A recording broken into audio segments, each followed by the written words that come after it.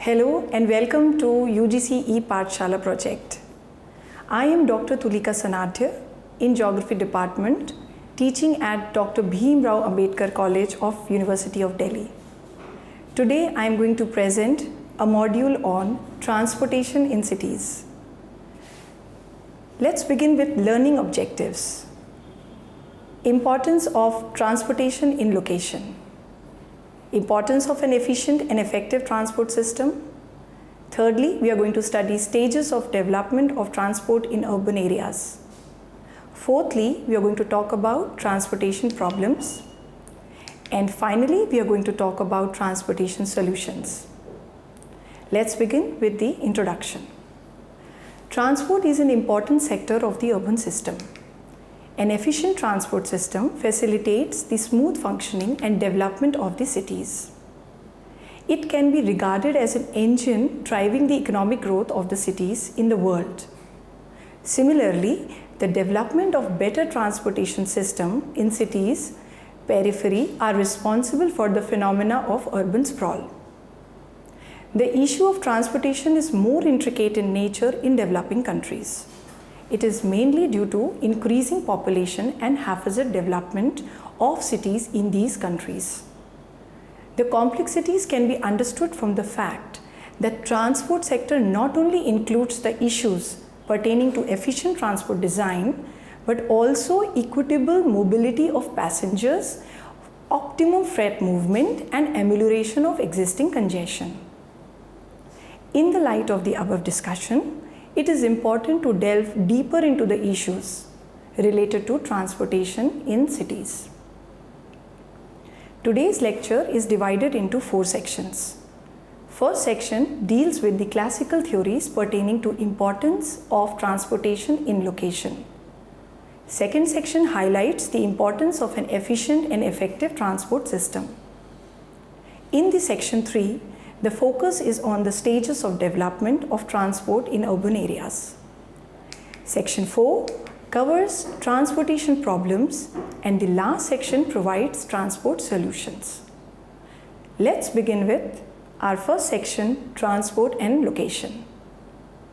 Many geographers have given importance to transportation, which affects the location of urban land use, agricultural fields, and industry. Von Thunens in 1826, in his theory of agricultural land rent and use, focused on land rent, commuting cost, and the cost of all other goods and services. Urban forms are influenced due to transport networks, as there is a segregation of places of housing and workplace. Income of the household determines the choice of housing. For example, higher income groups prefer to stay in the peripheral areas to avoid congestion, and that they can do because of their affordability to have their private vehicles. On the other hand, the low income groups prefer to stay close to the city to minimize the cost of the transportation. Central place theory by Walter Christoller in 1933 predicts that if the transportation cost declines, then consumers will travel to greater distances to acquire goods and services. It is mainly due to the size of the market centers, which is determined by the range, that is, maximum distance a consumer would travel in order to buy goods and services, and threshold, which is minimum population required for any production to take place, which determines the size of the market center. Further, the transport principle proposed by the Christoller states that an urban settlement is most preferred if minimum transportation cost is incurred upon the consumers. The reduction in transportation costs can disperse the population of urban centers, since consumers will be more willing to travel to longer distances. Likewise, Weber in 1909 used transport as one of the variables in determining the location of the industries. The industries are located at a point where the minimum cost is incurred in aggregating raw material and distribution to the market. Now my second section is on importance of transportation system, in which we are going to first talk about transportation and urbanization. There is a bidirectional relationship between transportation and urbanization. The segregation of land use over space causes the demand for movement, which in turn result into further segregation of land use in the cities. It is mentioned in Carter 1995.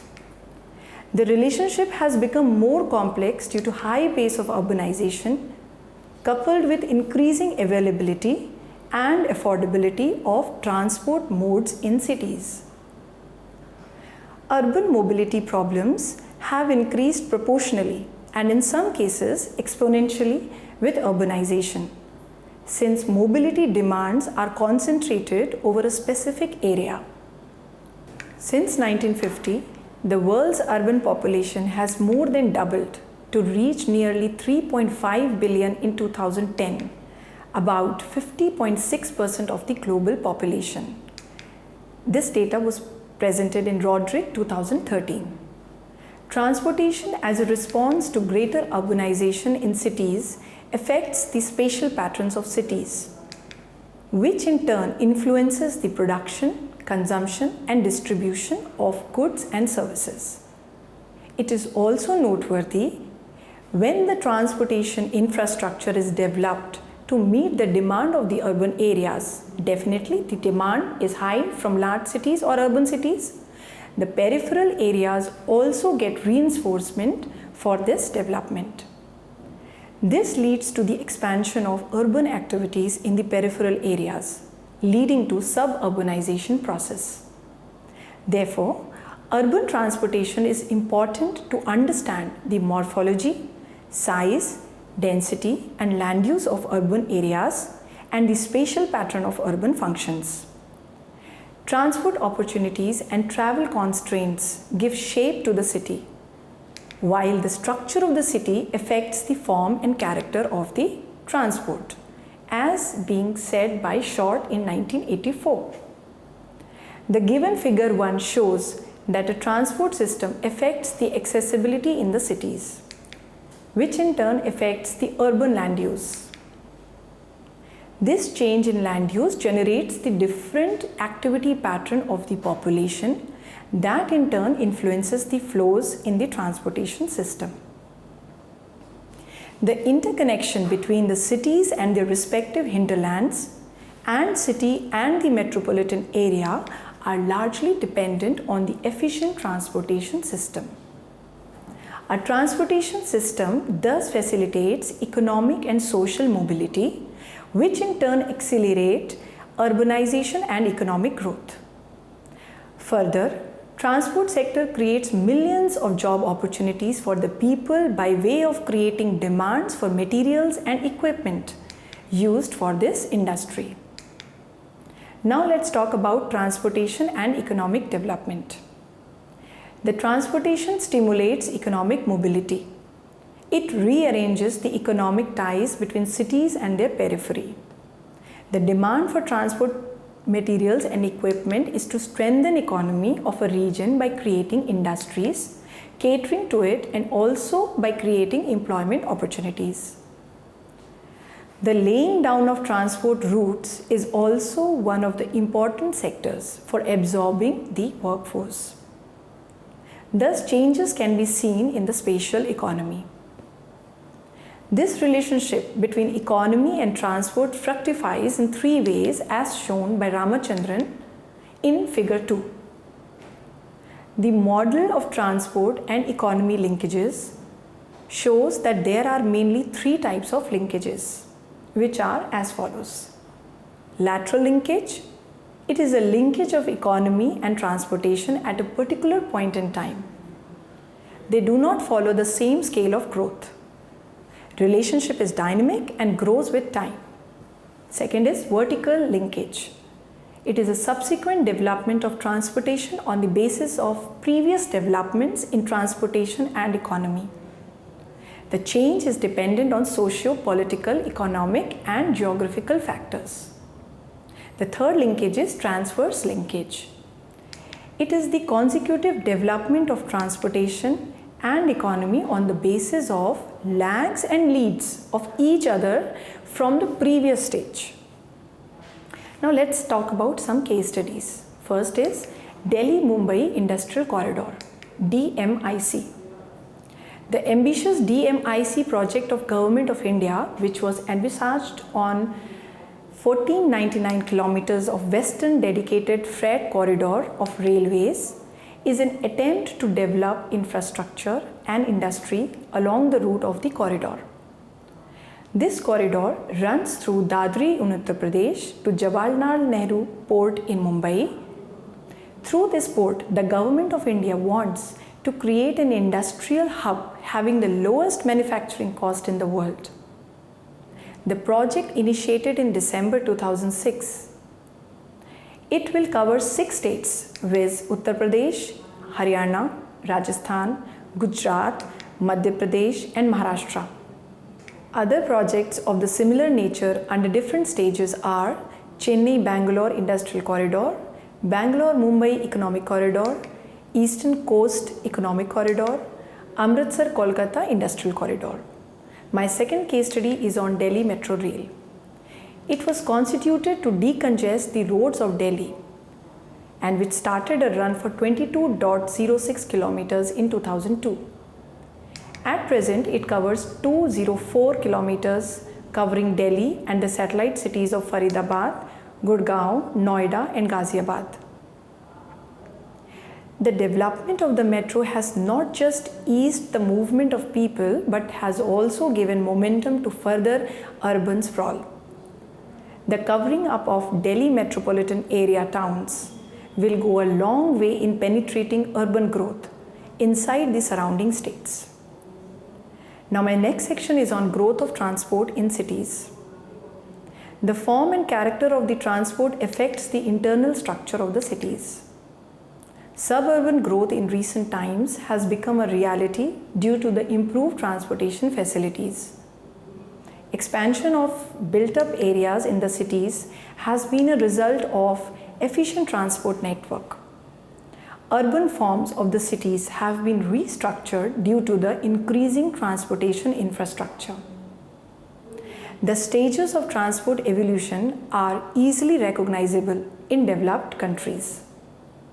On the other hand, in developing countries, due to haphazard development of cities itself, heterogeneous population and transport modes, the development of transport is not sequential, rather it is very haphazard.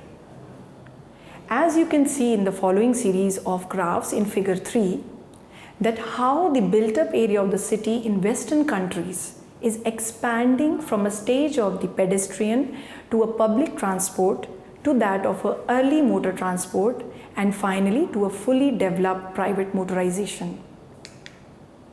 My next section is on urban transportation problems. First, I'll discuss congestion. Congestion is mainly due to the growth in the number of vehicles and limitation of expansion of roads capacity. Due to rise in travel demand, the numbers of vehicles have increased in the cities. Further, due to lack of good mass transport system, there is a surge in private vehicles. Figure 4 depicts that car ownership and its use have increased considerably over the period with the increase in the road infrastructure, thereby leading to congestion in the long run. According to Short, in 1984, the large areas there is a segregation of activities. As the distribution of activities has become further separated and public transport has declined, then accessibility has become increasingly a function of car ownership. In developing countries such as India, there is also a high growth of two-wheelers due to factors related to increase in income levels, economical pricing and requirement of little space for parking. Table 1 reflects that the number of registered two-wheelers and cars in India are increasing every year. Congestion is further worsening by poor design of roads, which do not allow segregation of vehicles traveling vastly at different speeds. This was referred in Agrawal 2006. As both the motorized and non-motorized vehicles are operating on the roads, the speed of the vehicles gets reduced, leading to congestion.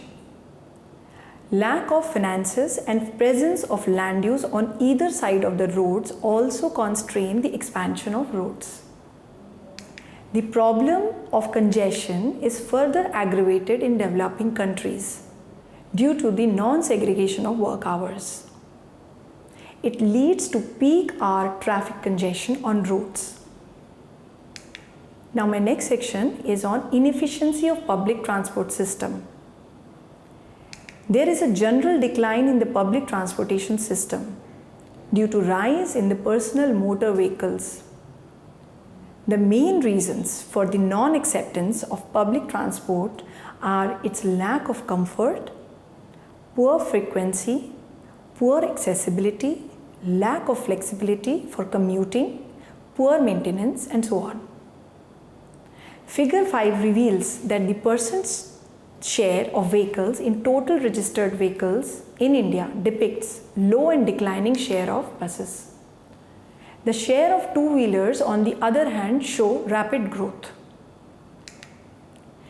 Now we will talk about declining importance of non-motorized system.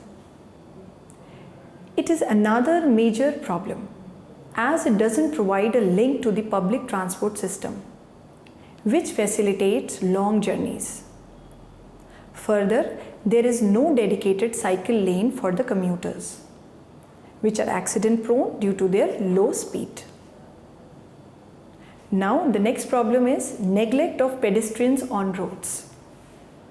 The planning of the city only considers the roads and motor car planning, and it lacks the facilities for pedestrians. Walking can be important for short distances provided there are safety measures and conveniences for the walkers. Thompson in 1971 also stated, most of the people professionally responsible for urban transport are car owners. The most powerful transport authorities are usually highway engineering departments, as quoted in Short in 1987. My next problem is parking facilities, which is seen in urban areas. An increasing number of cars on the road would mean a greater space occupied by them. Subsequently, a lack of space compels people to park their vehicles on the roadsides, which further creates traffic congestion problem. Another problem is noise and atmospheric pollution. A consistent growth in vehicles has adverse impact on the environment. There is an increase in the levels of sulfur dioxide, nitrous oxide, and fine particulate matter in the cities. Due to the emissions from motorized vehicles, highest air pollution levels are observed during peak hour period and at traffic signals. Table 2 shows that the average annual level of particulate matter is very high in Indian cities. Almost all cities were showing above average levels of fine particulate matter. The levels of sulfur dioxide are within limits except Kalyan Dombivli, while that of nitrous oxide deviates in few of the cities, namely Delhi, Kolkata, Navi Mumbai, Jaipur, etc. Another major problem is accidents. Road deaths and casualties are one of the serious problems faced by the urban dwellers.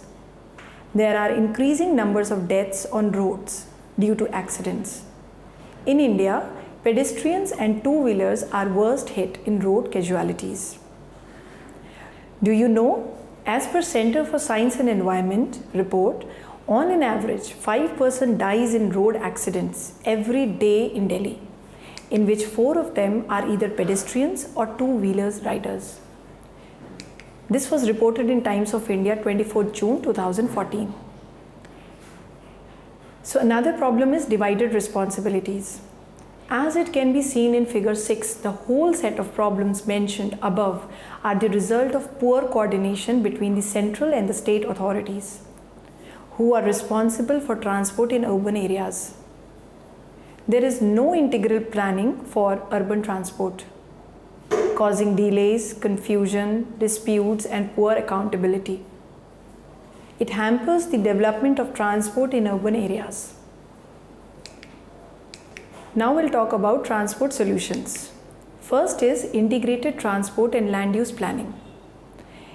It will enable efficient movement and consequent less congestion on roads and containment of travel demand. Workplaces and residences should be planned together.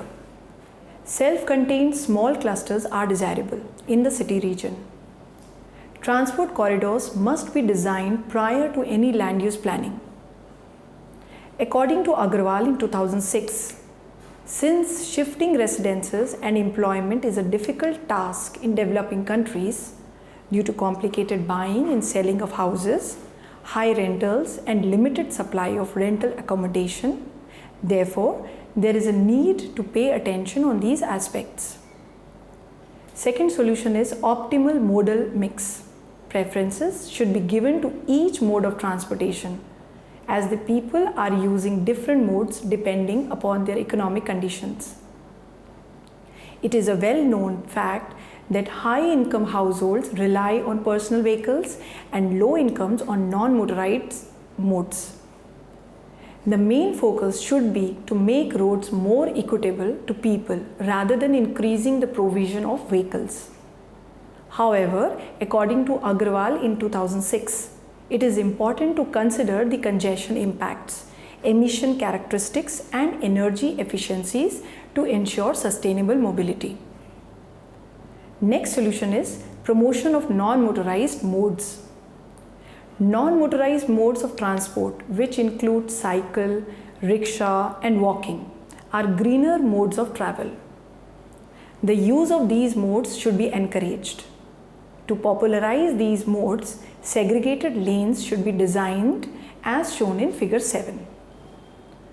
Further, it is essential to make improvements in the technology and make provision for safe parking for them.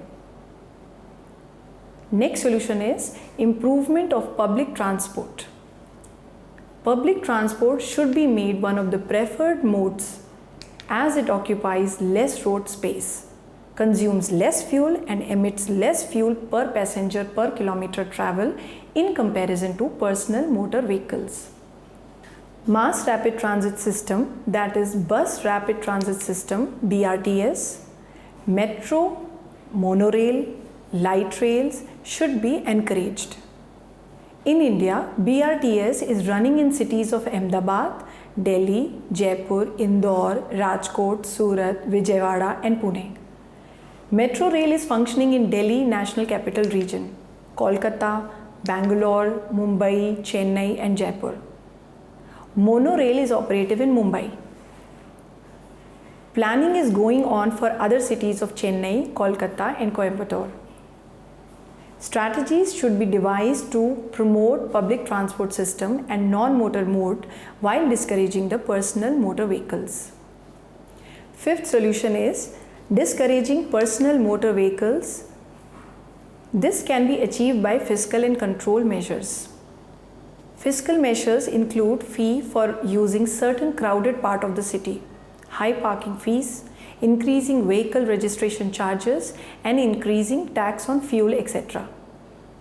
Control measures includes physical restriction on the use of personal vehicles on busy transport corridors, limiting the availability of parking space in city center, limiting the availability of road space for personal vehicles, restricting the ownership of vehicles.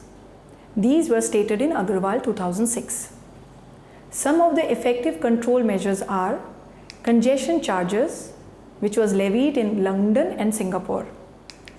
The congestion charges are levied based upon the time, which is peak hour period, and location, that is busy corridors, for running the vehicles. Quota-based system and certificate for entitlement scheme for vehicle ownership is practiced in Singapore. Sixth solution is monitoring pollution levels. With the promotion of public transport and non-motorized modes and discouragement of private transport, the vehicular emission per person could be reduced. However, this should be in consonance with improved vehicular technology, use of cleaner fuels and taking off the obsolete vehicles from the roads. National Green Tribunal (NGT) of India has banned vehicles older than 15 years.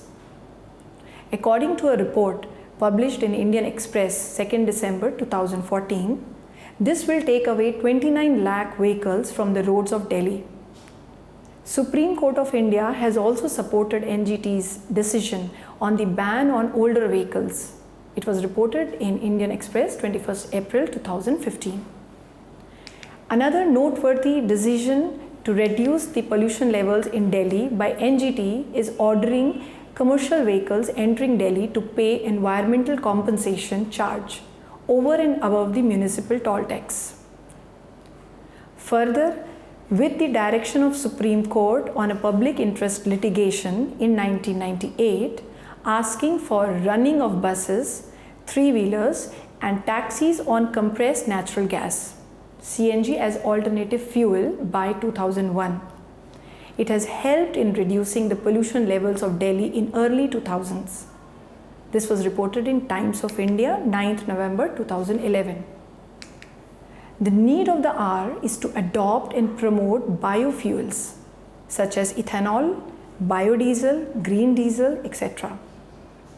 Another important measure is adopting coordinated planning measures. The figure 9 depicts that various agencies responsible for transport and traffic management should work in close coordination. There should be high-level statutory body which is representative of all the agencies working in the field of transport planning. In the background of this, Unified Metropolitan Transport Authority UMTA, as suggested by planners, should be constituted. With this, I conclude my presentation today.